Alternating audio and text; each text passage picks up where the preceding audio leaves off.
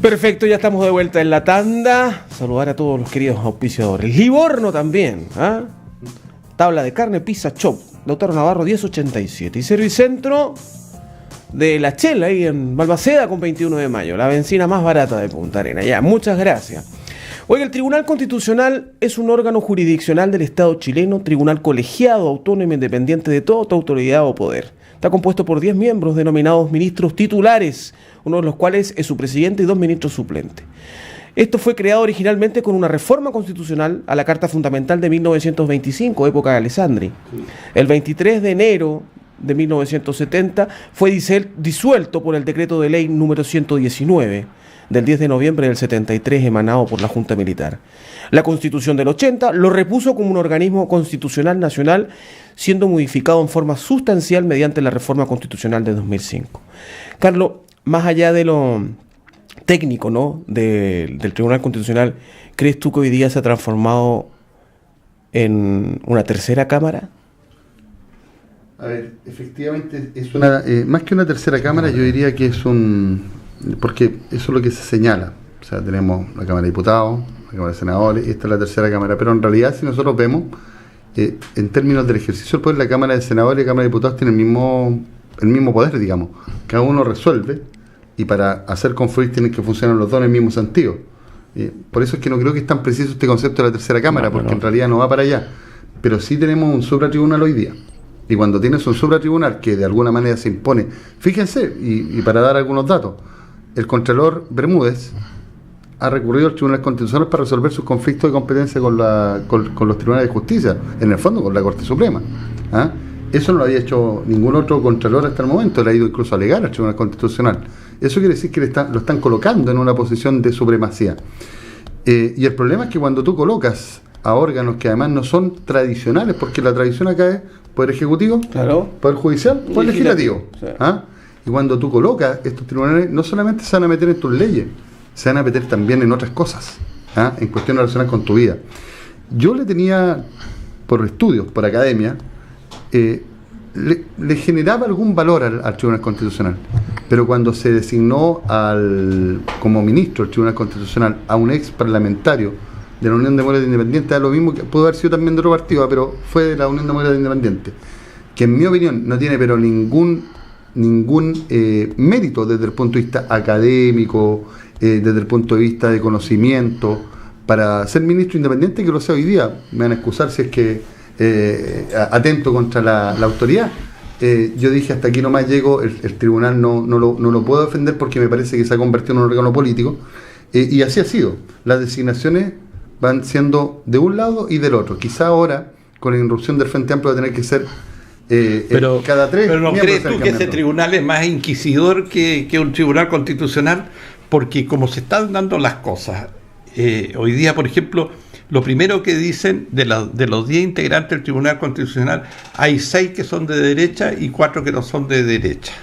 Ya partimos mal, porque lo que tiene que hacer un Tribunal Constitucional es como chequear, llamémoslo así, usemos esa palabra para que todos nos entiendan, de que si las leyes que se fueron aprobadas en el Senado y en la Cámara de Diputados están bien hechas, así de sencillo, bien, con palabras bien fáciles, si están las leyes y que si son aplicables de acuerdo a la Constitución. Sí, claro. Pero yo no puedo ver esa ley con un sesgo político, que si yo pienso soy una persona de derecha con mis vicios, que pueden ser de derecha o de izquierda, voy a poder influir en que las leyes que salen de la Cámara de Diputados o del Senado están mal hechas y no cumplen con ese objetivo. Y eso así es hoy día. Entonces, y el problema es que mientras no introduzca otros elementos en términos de mérito para aquel que postula ser ministro del Tribunal Constitucional, vamos a seguir teniendo esta mirada ni siquiera ideológica, es una mirada de la vida. Pero tú viste que las minorías en el Senado o en la Cámara de Diputados, cuando pierden, se vota una ley, ¿no es cierto?, y la pierden, porque aquí parece que en Chile el consenso es lo más fundamental en el Parlamento. Yo no estoy partidario del consenso. Lo mismo en el Tribunal Constitucional, se acá teniendo las mayorías, se han designado miembros del otro. Pero las minorías, Carlos y Alejandro, las minorías dicen y amenazan, vamos al Tribunal Constitucional, porque ahí tenemos una posibilidad de revertir la ley. Pero entonces el Tribunal Constitucional es de cuoteo político, nada más. Hoy día sí. Porque si no, el Frente Amplio con 20 diputados y un senador debería decir, nosotros también queremos un ministro. Pero mira, a eso iba yo, que si tenemos hoy día 3 tercios y se requiere para tener el acuerdo del ministro del tribunal, capaz que empezó a decir, bueno, en esta oportunidad claro, el Frente Amplio, la próxima, la nueva mayoría, claro, y después el Chile Vamos. Y el problema es ese. Hoy día el cuoteo se instaló efectivamente ahí y así funciona. Entonces cuando tú contaminas con el concepto de la política, incluso esta política de los acuerdos, que yo creo que no debería ser en estos ámbitos, y a eso le suma que no exista un mayor mérito o una mayor revisión de los méritos que pudieran tener los ministros, naturalmente que estamos... Oye, pero mira, yo tengo definido a este país, que me cuesta dar esa definición porque es mi país, ¿no es cierto? Chile es un país, cuando se dice, de gente muy hipócrita. La hipocresía hoy día se ha instalado en este país. Y ustedes véanlo, en todo aspecto. La gente quiere ser más de lo que es, ¿no es cierto? Quiere siempre tener más poder sobre el otro, y dentro de una hipocresía de lo que es hoy día el chileno. Y a mí me recuerda, dicen, oye, los peruanos tienen a 4 presidentes presos. Hoy día el Llanto Mala salió y la señora, tenían 4 presidentes presos, y nosotros en Chile no tenemos ninguno. Oye, lo que pasa es que en Perú las leyes funcionan, yo podría decir, y por eso están presos los 4 presidentes. En Chile como que no ha funcionado bien las leyes. Entonces, es como tú por el lado de la arista del cristal que tú qué pasa con el conflicto que tiene el Ministerio Público hoy día. Claro, entonces, en el caso, por ejemplo, del fiscal Abbott, que el Frente Amplio va a pedir su destitución. Ahí, este es un acto que yo te digo republicano, como se dice, porque él ha hecho al fiscal Abbott no lo fiscaliza nadie, y es un fiscal de la República, pero dentro del Poder Judicial. Entonces, cosas como esa, uno tiene que como aceptarlas. Pero ¿por qué tengo que aceptarla yo como ciudadano? Si a mí me parece que esa persona no está cumpliendo con su deber y yo tengo que quedarme callado. No, ahí está el hecho hipócrita de que mucha gente lo aplaude, lo palmotea, para aquí y para allá. Y yo creo que hay que terminar con eso. Perfecto. Hubo cuenta pública del alcalde también. Vamos a pasar a otro tema. Boris, ¿ves avance en la ciudad en este año y medio de gestión de Claudio Radoni? Hoy día me contaste que estuviste viendo el Consejo Municipal también a través de internet. Vi un avance. Ya. Le sacaron a los paraderos de micros, le sacaron los plásticos que estaban pintados. Ahora se ve para adentro. Ahora pasa el aire. Pero perfecto, yo era parte... Es un avance, o no, si ustedes miran, es un avance. No, pero ¿por qué te ríes, Alejandro? No, pero en materia de infraestructura, Boris. No, pero eso me preguntas si yo había visto un avance en la ciudad, te digo que lo he visto. No, mira, ¿sabes? Bueno, califiquémoslo de avance. Ya califiquemos avance. ¿Sabes una cosa? Yo esperaba mucho más de este municipio, de Claudio Radoni, porque venía con harto, como que iba a hacer mucho, que iba a ser diferente, iba a haber una fiscalización dentro de la Cormupa, y se iba a saber en qué se había gastado todos esos millones en la Cormupa. Hoy día aumentaron en 4.000 millones, se pagan como 7 millones de pesos diarios en intereses, o sea, es un desastre. Hoy día yo veía la reunión del Consejo Municipal y realmente... lo puedo decir en 2 palabras, me dio pena. Me da pena que nuestros dirigentes, a quienes nosotros elegimos para estar y nos representen en un consejo municipal, actúen de la manera que actúan. Yo te digo, mira, lo más suave que uno puede decir es un consejo que parecía un chiste. Y eso no puede ser. Las cosas no se tratan con altura de mira, con una preparación jurídica. Tú que has trabajado y asesorado municipales,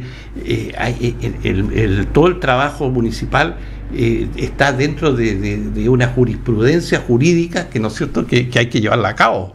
Y ahí yo no veo que nuestros concejales tengan ese apoyo, que de alguna manera invoquen y conozcan ni las leyes que ellos tienen que aplicar dentro, o la ordenanza dentro del municipal. Claro, la 18.695 orgánica municipal. Hay que conocerla. Carlito, en materia jurídica, ¿crees tú que el alcalde ha actuado, no sé si mal, pero una extremada judicialización de su gestión, en el sentido de que querella por esto, querella por otro, querella por esto, contra el exalcalde, contra el concejales, contra todos, y después no vemos ni un avance. O sea, yo creo que todos los municipios, y vuelvo a lo mismo, han desarrollado una actividad judicial, por así decirlo, interesante. Antiguamente tú veías que existía una asesoría externa en el municipio para defender situaciones relacionadas con licitaciones.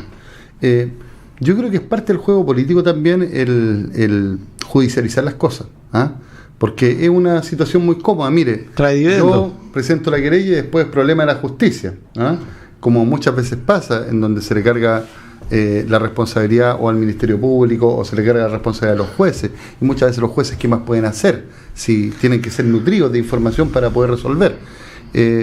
Pero desde esa perspectiva yo me he hecho el firme propósito de no caer en la crítica fácil, porque también uno tiene que conocer cuál es el contexto de las cosas. A mí particularmente no me gusta, yo tengo una formación antigua de abogado, no porque yo sea muy antiguo, sino que afortunadamente vengo de una familia de abogados antigua, tercera generación ya. Estudié en una universidad tradicional que además tiene una mirada más hacia el litigio. A mí me parece que un abogado no puede estar hablando en una mesa respecto a sus casos, ni tampoco de otros. De sus casos, porque tiene un compromiso con su cliente, una relación profesional. Y de los otros, porque carece de todos los elementos para poder opinar.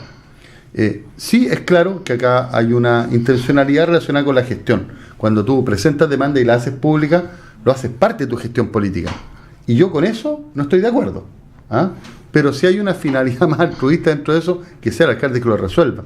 Yo creo que acá el problema no es ese.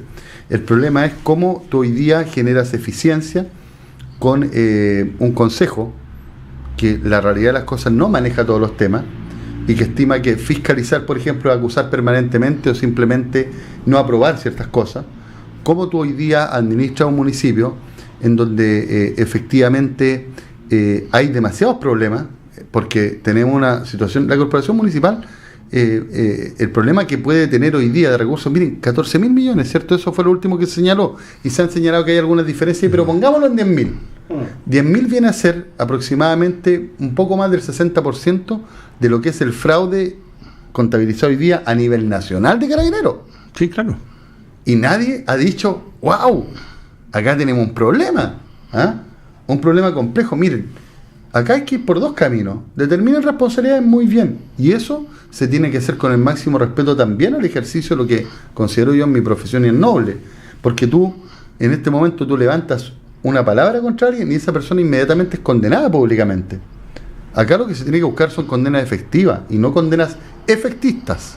Es decir, que un tribunal determine responsabilidad. Pero lo más importante, a la par con eso, es poder establecer un sistema de administración que realmente te dignifique, que toda esa capacidad que tú dices tener o que ofreciste cuando eras candidato, hoy día la puedas volcar en una administración eficiente. Pero Carlos, mira, por ejemplo, todos estos juicios que tiene la Cormupa, ¿no es cierto?, por malos despidos, pero siempre hay un departamento jurídico que tiene que hacer los contratos. Y aparece la letra chica que cuando un alcalde quiere o quien maneja la corporación quiere despedir a un director de una escuela, ¿no es cierto?, al tiro van a la justicia y hay que pagarle 200 millones de pesos porque el despido fue mal hecho. Porque todo, como bien decías tú, todo se judicializa. Entonces, ¿qué sucede? Yo escuchaba en la reunión de sesión de hoy día que uno de los concejales dijo, oye, no despidamos a ese director de tal escuela, que no lo despida el alcalde, porque va a ir a la justicia y nos va a costar unos 100 millones más, porque vamos a perder el juicio. A ese nivel estamos, o sea, porque las cosas no se hacen bien. O sea, la capacidad profesional de quienes hacen los contratos, de quienes manejan el tema de los recursos humanos. A veces las decisiones son políticas y trascienden a eso, y eso te meten en el embrollo. Ahora, también los cargos de Radonich han ido rotando, porque Sandra Mac, por ejemplo, de IDECO se fue candidata, después diputada, en el departamento jurídico asumió una Seremi, la otra se fue a Santiago, Kogler también, el que era parte del gabinete, salió para ser hoy día es gobernador. Entonces han ido bastante rotación en los puestos. Sea, yo lo que te diría es que cuidado, ahí sí yo puedo emitir un juicio político, que es distinto al jurídico. O sea, claramente ha existido y con natural vocación, una vocación de generar poder a partir del gobierno local. Pero la pregunta es, esa forma de hacer política es efectiva por un lado o es responsable por el otro, porque al final tú estás desvistiendo el municipio que armaste para construir de mejor manera gobierno comunal o gobierno local para otra razón. O sea, tú lo has dicho, se va una funcionaria importante para ser parlamentaria, ok. Después otro funcionario que en realidad se va de gobernador. Otro funcionario que seguramente, yo no lo sé, pero si estaba en un nivel de jefatura y se fue para Santiago, no es para tener un cargo menor que una jefatura en un ámbito político. Entonces, naturalmente que es complejo, y ahí volvemos al punto de partida que plantea Boris y que plantea esto Alejandro. Si esto efectivamente se desarrollara por los partidos, no tendríamos que estar desvistiendo las instituciones públicas para poder colocar gente en cargos de gobierno. Es muy lamentable eso, pero también va de la mano con la sociedad que hoy día manejamos y que es más compleja. Perfecto. Dichos polémicos también, causó polémica en las redes sociales, por lo menos yo que leí, lo de Gabriel Boric, que dice que culpa a la Iglesia y a la derecha por el aumento del VIH. Las estadísticas de Chile, y en específico Magallanes, que entre enero, febrero y marzo tenemos 13 casos. Bueno, yo entendí a Gabriel, lo conozco y lo entiendo, y yo te digo, Gabriel es un diputado nuestro de la región, es un joven que ha ido creciendo intelectualmente tremendamente.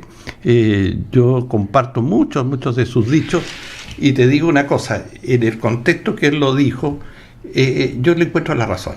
¿Por qué? Porque la Iglesia no quiere hacer educación sexual en los colegios, no quiere el uso del condón, no quiere, ¿no es cierto?, que haya una relación de conversación en el tema sexual entre los jóvenes. Es como, todavía está en la parte conservadora de la Iglesia, donde hablar de sexo es un tabú. Sí, pero hay una incongruencia, porque el mismo Papa Francisco hoy día le pide perdón a las víctimas de Caradima. Es que, bueno, el vuelco que hoy día tuvo la Iglesia a raíz de estos tres chilenos que fueron abusados por Caradima, esto es una cosa histórica para la Iglesia, pero no para la Iglesia chilena solamente, para la Iglesia mundial. Porque no te olvides que hay curas abusadores en Canadá, hay curas abusadores en Francia, en otros también países. En el evento de los curas de Boston también se hizo un mea culpa en su momento. Sí, los de Boston sí. Pero no lo hizo en lo que estamos esperando que lo va a hacer un papa. Ahora, yo te digo... Sí, pero sabes que esto es lo mismo que la responsabilidad política. Es responsable políticamente. Y dígame, ¿cómo se manifiesta? No, pero así... Bueno, tiene que haber una reparación. O sea, primero, ¿quiénes van a salir? Bueno, eso es lo más importante. Pero claro, y después veamos las reparaciones. Pero veamos primero quién va a salir ahí. Pero en ese tema de la religión. Ahora, en el tema de lo que dice Boris, que en el tema del aumento del CIE, claro, es un poco muy... poner una cosa al lado de la otra, de que la derecha... Yo tengo un concepto más claro de esto. Yo no soy católico. Pero yo no odio a los católicos, ni tampoco tengo un problema con los católicos. Hay que respetarlo. Y tampoco con los evangélicos, porque si no yo estaría atentando contra mi concepto de lo que significa vivir en sociedad. Pero también le pido a los católicos que no me impongan sus miradas, ni otros. Pero eso lo hacen, pero te lo imponen. Ahora, mire, yo particularmente he podido vivir tranquilo con eso. Sí, pero... He evitado colocar a mi hijo en colegios católicos y espero que ellos decidan en algún momento cuál va a ser su mirada en torno a la vida, si van a creer en Dios, no van a creer en Dios, si su fe va a ser en una deidad o su fe va a ser en el ser humano. En consecuencia, como tengo ese concepto, me parece que es un error plantear eso, porque la mayor cantidad de gente en nuestro país, y hoy día, bueno, en realidad con los censos que hemos hecho no es muy fácil determinarlo, pero hay una muy buena cantidad que no son católicos, y muchos que se dicen católicos simplemente de pantalla, digamos, porque no van a la iglesia, porque no practican el culto, y si uno es católico, o sea, lo es o no lo es. Tienes tu sacramento, participas del culto, no. Lo mismo que ser evangélico. Yo creo que acá también hay una responsabilidad de la sociedad. Miren...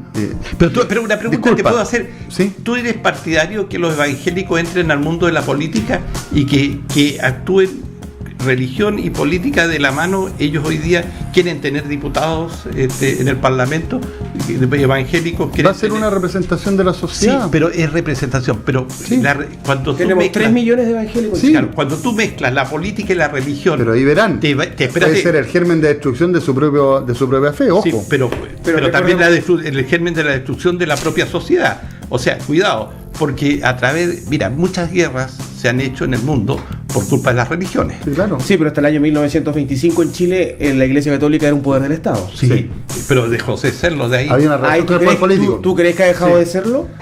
Mira, Yo creo que vaya retrocediendo, pero déjame terminar. Yo creo que el diputado ahí está equivocado porque hay que tener también visión de la historia. Acá ha habido responsabilidad también de la misma sociedad. Yo me acuerdo, el año 88 nos criticaban a los jóvenes socialistas porque teníamos la campaña hazlo con amor, hazlo con condón y a bañarse con calcetines. Claro. ¿Ah? Y resulta que esa campaña lo hacíamos en ese tiempo ya. O sea, en ese tiempo, en el año 88, habían órganos sociales que difundían esta campaña y no necesitábamos del Estado para hacerla. Entonces, excúseme, pero yo creo que acá hay un problema relacionado con cómo miras hoy día la sociedad. Si quieren mirarla desde el punto de vista paternalista y decir esto nos pone las patas encima, yo no estoy por eso. Y por eso es que uno parte en su núcleo íntimo familiar, eso lo expande y eso es accionar político. Perfecto. Pero yo creo que entrar a la política a descalificar al resto, además de complicarnos desde un punto de vista de cómo miramos la sociedad, nos coloca en una situación entonces yo no tengo Pero responsabilidad. mira, un paréntesis, porque falta 30 Muy segundos, poquito, sí. muy poco. No solo la transmisión del SIDA es por relaciones sexuales, Además, es también a través de inyectarse jeringa, de la droga y etcétera, etcétera. Yo tengo un porcentaje más alto. Entonces, está todo bastante difuso. sí, pero Boris Stipes, muchas gracias, amigo. Gracias a ti. Que tenga una buena semana. Sí. También, Carlito, muchas gracias, amigo. por la invitación. Que le vaya muy bien Siempre en el un gusto magíster. compartir contigo, Alejandro. Claro. Y Boris, hace tiempo que no estamos en los micrófonos. Oye, desde Camelot. Desde Camelot. Camelot 2 años. ¿Cómo se llama el programa?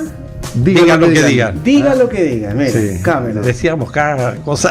Sí, ahí teníamos. No, siempre hemos tenido mucha libertad para opinar, así que no hay problema. El Bueno, como la tenemos 95.3. ahora. Así es. Muy bien. Bueno, vamos a seguir la tertulia entonces en el Livorno. Están todos invitados. ¿Ah? Lautaro Navarro, La 1087. tabla de carne me gustó. Una tablita de carne, conveniente. 6.500, la pizza 5 luquitas y el chop, 2.500. Y como mi auto ya está sin benzina, voy a tener que ir a poner benzina. al Servicentro de Balmaceda con 21 de mayo, la benzina más barata de Punta Arenas. Así que agradecerte también a Carmen Gloria por confiar en esta última conexión. Que descansen, nos reencontramos mañana. Muy temprano, Pirulo Badoyarzo va a estar a las 7 de la mañana con noticias, después viene Mauro Vidal y edición central de noticias con quien habla Alejandro Bendaño a las 13 horas. Que estén bien, buenas noches. Chau.